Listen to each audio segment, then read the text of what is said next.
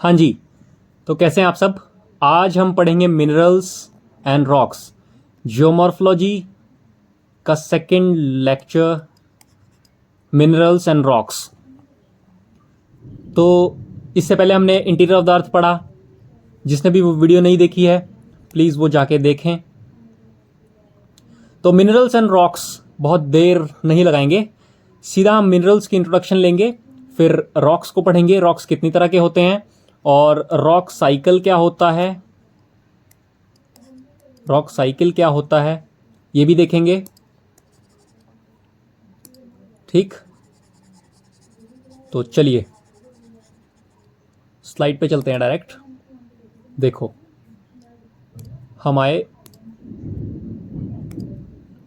और सबसे पहले लिखा है मिनरल्स। तो मिनरल्स क्या होते हैं। अब आपको पता है कि अर्थ की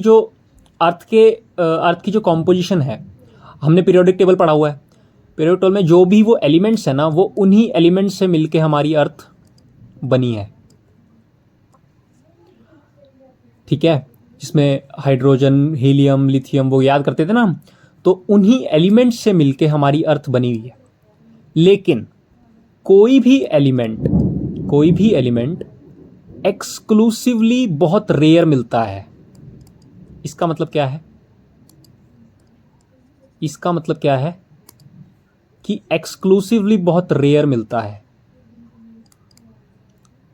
मतलब अकेला अकेला बहुत रेयर मिलता है। ये आपस में जुड़े हुए होते हैं। एक या एक से दो जब एलिमेंट्स आपस में मिलते हैं तब उसको हम क्या बोलते हैं, मिनरल्स। तब उसको हम क्या बोलते हैं, मिनरल्स। समझ में आया? होप इतना समझ में आया होगा। जब एक या एक से दो एलिमेंट्स मिलते हैं तो वो मिनरल्स बनाते हैं।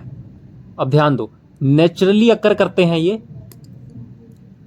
नेचुरली अकर करते हैं, इनऑर्गेनिक होते हैं, एक डेफिनाइट केमिकल कॉम्पोजिशन होती है इनकी और फिजिकल प्रॉपर्टीज होती हैं। अब मान लो गोल्ड है, वो उसकी फिजिकल प्रॉपर्टीज क्या है, वो सॉलिड में है, वो उसकी फिजिकल प्रॉपर्टी है।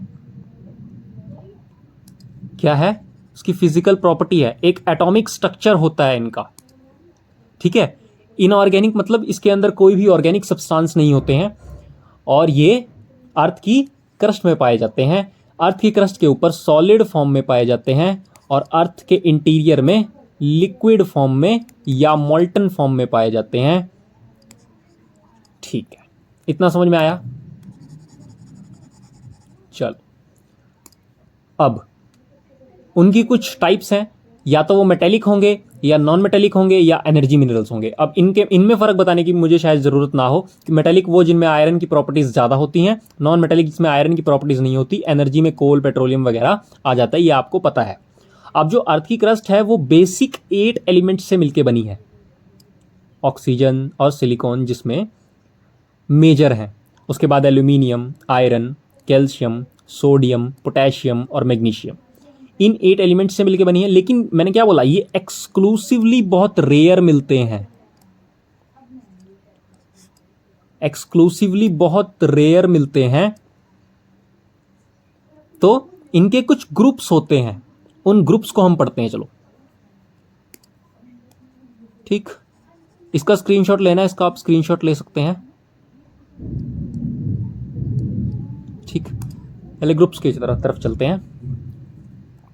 Important mineral groups. अब देखो इसमें सिलिकेट्स बहुत इंपॉर्टेंट है। मैंने क्या बोला, सिलिकॉन और ऑक्सीजन बहुत इंपॉर्टेंट है। देखो हर एक में आपको silicon, oxygen plus metal silicates बनाते हैं। तो जैसे इसमें एग्जांपल क्या है, क्वार्ट्ज है, फेल्सपार है, माइका है। ये बहुत रिच हैं अर्थ की क्रस्ट में, सिलिकेट्स बहुत रिच हैं, ये ध्यान रखना। सिलिकेट्स के मिनरल्स के ग्रुप्स बहुत रिच हैं अर्थ की सरफेस पे। उसके बाद है कार्बोनेट्स, फिर ऑक्साइड्स, फिर सल्फाइड्स, फिर हेलाइड्स, फिर कुछ नेटिव एलिमेंट्स होते हैं जो कि प्योर सिंगल होते हैं, जैसे गोल्ड हो गया, डायमंड हो गया, कॉपर हो गया, है ना, सल्फर हो गया। ठीक, तो ये कुछ नेटिव एलिमेंट्स हैं जो कि प्योर सिंगल होते हैं, इतना ध्यान रखना। अब इनमें सिलिकेट्स बहुत इंपॉर्टेंट है, ये तुम्हें पता लग गया। इसका तुम वो ले सकते हो, जैसे कार्बोनेट्स जब स्क्रीनशॉट ले सकते हो, कार्बोनेट आयंस जब मेटल के साथ मिलते हैं तो वो क्या बनाते हैं, कैल्साइट और डोलोमाइट, है ना। ऑक्सीजन जब मेटल के साथ मिलता है तो वो आयरन ओर के टाइप्स देखो, हेमेटाइट और मैग्नेटाइट, है ना। सल्फर जब मेटल के साथ मिलता है तो पायराइट और गैलेना।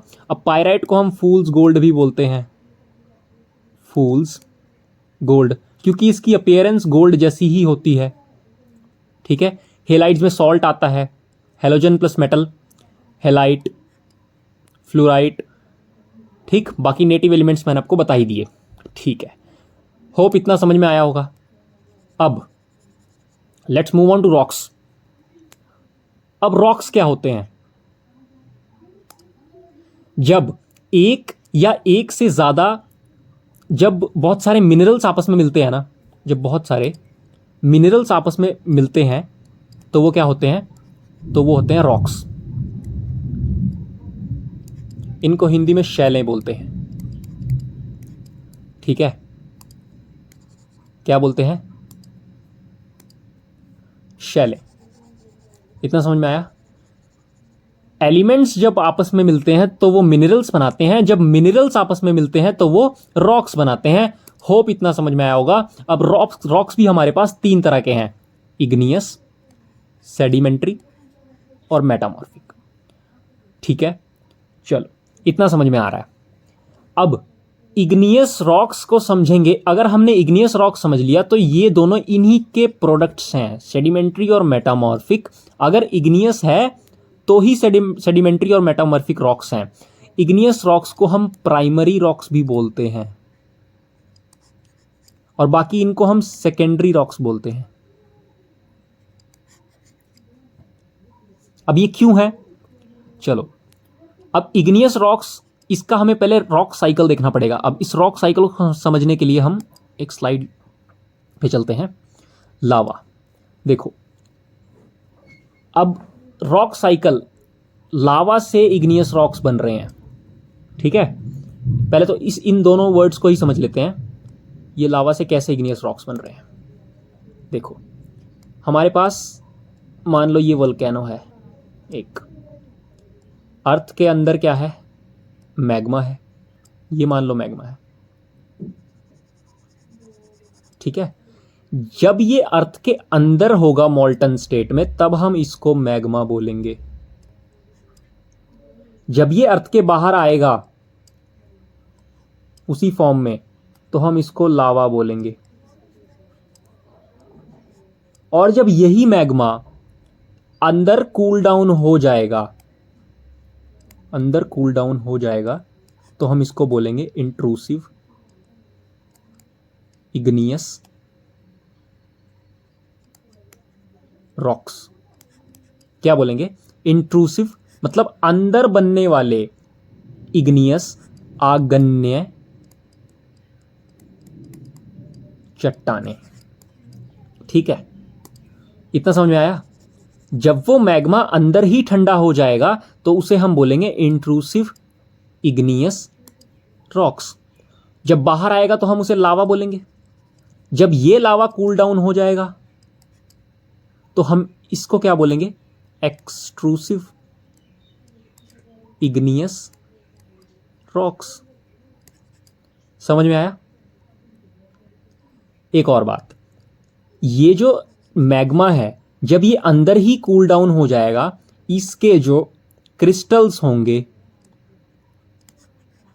वो बड़े होंगे, फाइन नहीं होंगे, बड़े होंगे, फाइन नहीं होंगे। लेकिन जैसे ही वो बाहर लावा बन के आएगा और ठंडा होगा और एक्सट्रूसिव रॉक्स में बदलेगा तो उसके जो पार्टिकल्स हैं वो फाइन ग्रेन्ड होंगे, उसके जो क्रिस्टल्स हैं वो फाइन ग्रेन्ड होंगे, ठीक है। चलो, अब ये इग्नियस रॉक्स कैसे बने ये समझ में आया? इग्नियस रॉक्स दो तरह के होते हैं, इंट्रूसिव और एक्सट्रूसिव। चलो, इतना समझ में आया। फिर दोबारा उसी चीज पे चलते हैं। देखो, इसीलिए हम इनको अर्थ की प्राइमरी मटेरियल से, मतलब मैग्मा से और लावा से जो चीज बनेगी, जो रॉक्स बनेंगे, उनको हम क्या बोलेंगे? Igneous rocks. ठीक है, ये दो तरह के होंगे, एक्सट्रूसिव और इंट्रूसिव। क्रिस्टलाइन होंगे, अंदर होंगे तो क्रिस्टल बड़े होंगे, बाहर होंगे तो क्रिस्टल्स फाइन ग्रेन्ड होंगे, हार्ड एंड कॉम्पैक्ट होगा, फॉसिल्स इसमें नहीं होंगे। इनके कुछ एग्जांपल्स ग्रेनाइट, डियोराइट, एक्सट्रूसिव में बेसाल्ट और एंडेसाइट। ठीक, अब ये याद कैसे रहेंगे? एटलीस्ट एक तो याद हो दोनों का कि इंट्रूसिव कौन सा है और एक्सट्रूसिव कौन सा है। चलो अब देखो, ग्रेनाइट, ग्रेनाइट आगे इनिशियल क्या है? जी है। बेसाल्ट इनिशियल क्या है? बी है। जी फॉर ग्राउंड, जी फॉर गहरा, बी फॉर बाहर। तो बाहर मतलब एक्सट्रूसिव। तो बेसाल्ट रॉक्स, बेसाल्ट जो है वो कैसी रॉक है? Extrusive igneous rocks. और ग्रेनाइट मतलब गहरा, मतलब इंट्रूसिव इग्नियस रॉक्स। होप ये एग्जांपल नहीं भूलोगे, होप ये एग्जांपल नहीं भूलोगे।